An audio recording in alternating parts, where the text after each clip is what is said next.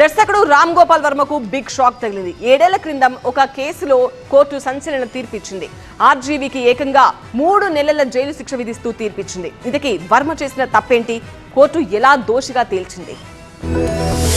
వివాదాల దర్శకుడు Ram Gopal Varma check bounce కేసులో కోర్టుకు హాజరు కాకుండా తప్పించుకు తిరుగుతున్నాడు. ఈ క్రమంలో ముంబైలోని స్థానిక కోర్టు ఆర్జీవీకి షాక్ ఇచ్చింది. నాన్ బెయిలబుల్ వారెంట్ జారీ చేయడంతో పాటు 3 నెలల జైలు శిక్ష విధిస్తూ ఆదేశాలు ఇచ్చింది. 2018లో శ్రీ అనే సినీ నిర్మాణ సంస్థకు వర్మ చెక్ ఇచ్చాడు. అది బౌన్స్ కావడంతో ఆ సంస్థ ప్రతినిధి మహేష్ చంద్ర కేసు పెట్టారు. దీనిపై ముంబైలోని అంధేరి మేజిస్ట్రేట్ కోర్టు వర్మకు 2022లో 5,000 పూచీకత్తుతో బెయిల్ ఇచ్చింది. ఆ తర్వాత కోర్టు విచారణకు హాజరు కాలేదు వర్మ. కోర్టు సమన్లు పంపినా పట్టించుకోలేదు. దీంతో కోర్టు చెక్ బౌన్స్ కేసులో 3 నెలల జైలు శిక్ష విధిస్తూ తీర్పునిచ్చింది.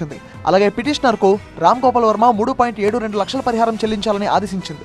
చెక్ బౌన్స్ వ్యవహారంలో నెగోషియబుల్ ఇన్స్ట్రుమెంట్ చట్టంలోని సెక్షన్ 138 కింద రామ్ గోపాల్ వర్మను దోషిగా నిర్ధారించింది అంధేరి మేజిస్ట్రేట్ కోర్టు. నేను ఇప్పుడు మారిపోయానంటూ కొద్ది రోజుల క్రితం ట్వీట్ చేశారు వర్మ. ఇకపై దర్శకుడిగా గౌరవాన్ని తెచ్చే సినిమాలు చేస్తా అన్నాడు. అలాగే తాను తీయబోయే సినిమా ఏంటో కూడా రివీల్ చేశారు. ఒక మనిషి మాత్రమే భయంకరమైన జంతువు కాగలడు అనే ప్రకటనతో సిండికేట్ సినిమా ప్రారంభమవుతుంది. సిండికేట్ అనే సినిమాతో గత కొన్ని సంవత్సరాలుగా చేసిన సినిమా పాపాలన్నింటినీ కడిగేసుకుంటా అని ప్రతిజ్ఞ చేశాడు. కానీ ఈలోపే చెక్ బౌన్స్ కేసులో వర్మకు జైలు శిక్ష విధించింది ముంబైలోని లోకల్ కోర్టు.